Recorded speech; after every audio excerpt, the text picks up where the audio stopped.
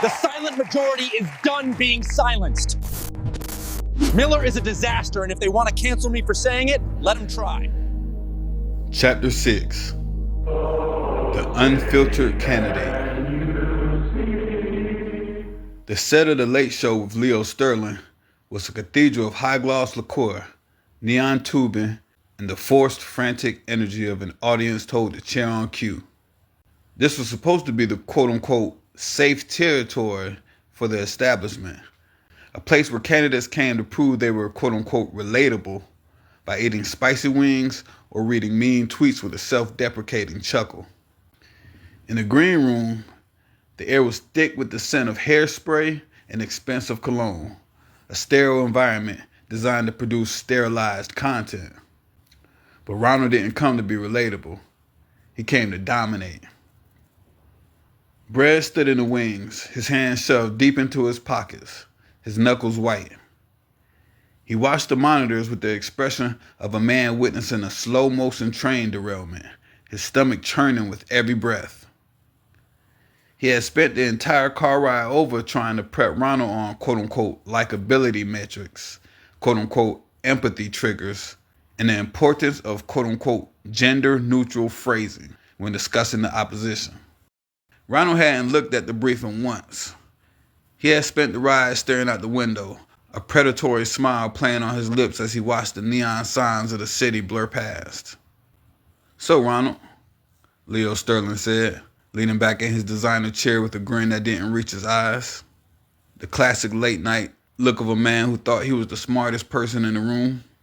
"You've been making quite a splash. Some people are calling your recent comments about the Harbor View project a bit intense. Specifically, your comments regarding Councilwoman Miller, who is leading the community opposition." Ronald didn't lean back. He leaned in, closing the distance between him and the host until the camera was forced to tighten on his face.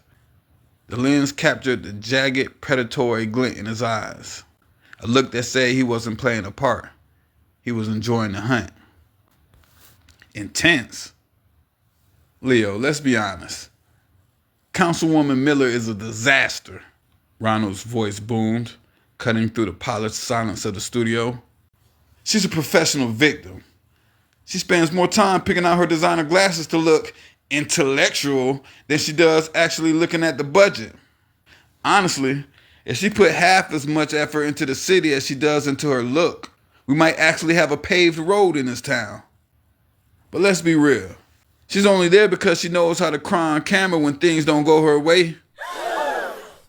The audience gasped, a sharp collective intake of air that sounded like a punctured tire. A few boos erupted from the back, scattered and hesitant, quickly drowned out by the stunned silence of the rest. Leo Sterling's smile faltered, his professional mask slipping for a fraction of a second. That's a pretty misogynistic take, don't you think, Ronald?" Leo asked, trying to regain his footing. "To suggest a sitting councilwoman is only there for her look or her ability to emote?" Ronald waved a hand dismissively, a gesture that seemed to sweep the very concept of decorum off the stage and into the trash. "Oh, stop it. You're all so sensitive. It's pathetic. She's weak, Leo. Whether she's a woman, a man, or a houseplant, she's weak. But because she's a woman, I'm supposed to pretend she's doing a good job? I don't play that game. She's a low-energy, highly decorated failure. And frankly, she's not even a 10 on her best day. So why are we even talking about her? We should be talking about the steel I'm putting in the ground." The outrage was instantaneous.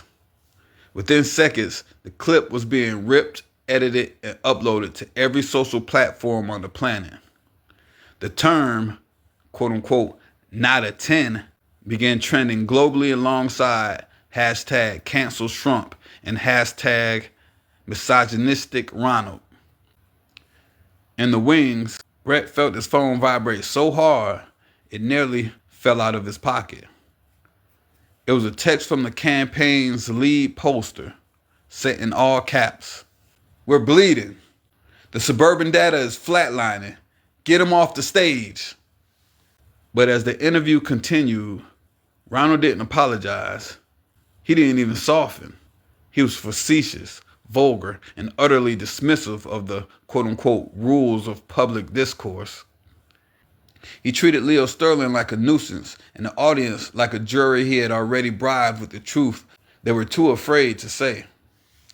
He laughed at his own jokes, ignored Leo's quote-unquote hard-hitting follow-ups, and spoke directly into the lens, past the studio, and into the living rooms of people like Jane. By the time Ronald stepped off stage, the lobby of the studio was already being swarmed by protesters. The air outside was thick with the sound of chanting and the flashing blue lights of police cruisers. Brett met him at the dressing room door, his face the color of parchment. "Ronald, the DNA anchors are calling for a total media blackout. The sponsors are pulling out of their next debate. The party leadership is losing their minds. We just lost the entire moderate demographic in one night." Ronald grabbed his crimson tie and pulled it straight, looking at Brett through the vanity mirror, his reflection flanked by light bulbs that made him look like a god of the old world. "Check the numbers again, Brett. Not the Twitter comments. Not the moderate pundits who wouldn't know a real person if they tripped over one. Check the real numbers." Brett opened the real-time tracking app, his fingers trembling. He froze. The poll numbers weren't dropping. They were climbing. In the rural districts, they had jumped 10 points in 20 minutes. In the working class suburbs, places where people were tired of being told how to speak and what to think, the quote-unquote strong leader metric had doubled. The quote-unquote not a 10 comment, which should have been a death knell, was being shared by thousands of men and women who were exhausted by the quote-unquote polite decay of the current administration. "They don't care that I'm mean, Brett," Ronald said, heading for the exit with the stride of a man who had just won a war. "They're tired of being lied to by people who are nice. They'd rather have a jerk who builds a bridge than a saint who lets the road rot. I've given them permission to be as fed up as I am. I've given them a voice that doesn't stutter." Across the city, in his darkened office, Senator Vane watched the quote-unquote not a 10 clip play on loop on a wall of silent monitors. He saw the fire on the news, the protests in the streets, and the absolute chaotic division of the public. He didn't look shocked. He looked like a master clockmaker watching the gears finally catch. He tapped a single key on his encrypted keyboard, sending a silent signal to a destination 5 miles away. The quote-unquote unfiltered candidate had just proven the ultimate thesis of the two wings. In a world drowned in static, a scream, no matter how ugly, was the only thing that people will follow into the dark. Ronald has officially scorched the earth. That is the end